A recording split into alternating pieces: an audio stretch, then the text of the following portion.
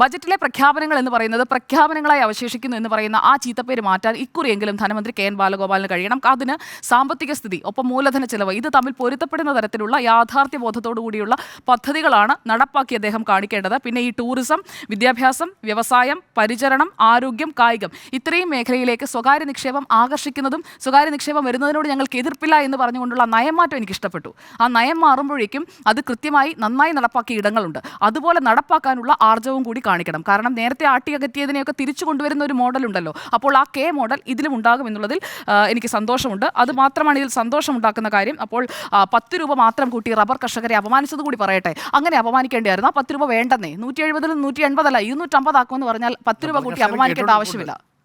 10 രൂപ കിട്ടിയ ആശ്വാസം പ്രകടിപ്പിച്ച റബ്ബർ കർഷകരുണ്ട്. അത് കുഴപ്പമില്ല.